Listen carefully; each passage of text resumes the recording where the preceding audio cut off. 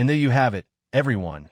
We've reached the end of our incredible journey through the XAI using InterpretML course. We've explored the fascinating world of explainable AI, diving deep into powerful tools like InterpretML to make sense of complex machine learning models. From random forest classification on the breast cancer dataset to decision tree regression on auto MPG, we've tackled regression, classification, and more, using explainers like Morris sensitivity, partial dependence, and SHAP tree to unlock the why behind every prediction. Whether it was understanding how worst underscore area drives tumor malignancy predictions or how horsepower impacts fuel efficiency, we've turned black box models into transparent, actionable insights, skills that are game changers in fields like healthcare, real estate, and beyond.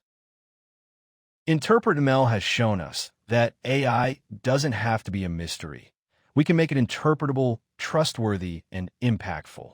Let's keep the conversation going. Drop your thoughts, questions, or project ideas in the comments below. I'd love to hear how you're using InterpretML. This may be the end of this course, but it's just the beginning of your XAI adventure.